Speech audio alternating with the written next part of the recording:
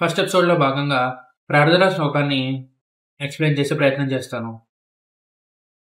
ప్రార్థనా శ్లోకం చూసుకుంటే గోస్వామి తులసీదాస్ గారు అంటున్నారు, శ్రీ గురు చరణ సరోజ రజ నిజమన ముకుర సుధారి వరణో రఘువర విమల యశ యోధా యక ఫలచారి. అంటే గోస్వామి తులసీదాస్ గారు ఏమంటున్నారంటే ఆయన యొక్క గురువు గారు అంటే మనందరి గురువైన స్వామి హనుమ యొక్క పాద ధూళి రేణువుతో అద్దం లాంటి తన మనసుని శుభ్రపరచుకుంటారంట.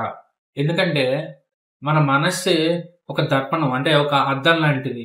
మనం ఏమనుకుంటామో అదే కనిపిస్తుంది. ఒక మనిషిని మనం చెడుగా అనుకుంటే మన మనసు అలా చూస్తే మనం కూడా ఆ మనిషిలో మంచి గుణాలు మర్చిపోతాం. సో అలాగే మంచి అయితే మంచి కూడా. సో ఈ అద్దం లాంటి ఈ మనసుని గురుదేవులు అంటే ఇక్కడ హనుమంతుల వారి పాద ధూళి రేణువుతో నేను తుడుచుకుని శుభ్రపరచుకుని రఘువీరుడు అంటే శ్రీరామచంద్రమూర్తి యొక్క గుణగణాలను నేను కీర్తిస్తాను అని ప్రార్థన చేస్తున్నారు. సో మనకందరికీ ఇక్కడ ఒక అనుమానం వస్తుంది. ఏమిటి అంటే హనుమాన్ చాలీసాలో ప్రార్థనా శ్లోకం కింద రాముణ్ణి ఎందుకు కీర్తించాలి అని.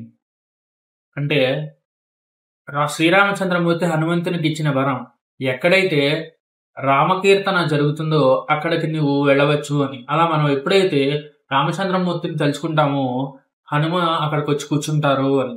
ఎత్ర ఎత్ర రఘునాథ కీర్తనం తత్ర తత్ర కృతమస్తకాంజలిం బాష్పవాయు పరిపూర్ణ లోచనం మారుతిం రాక్షసాంతకం అని అంటారు పెద్దలు.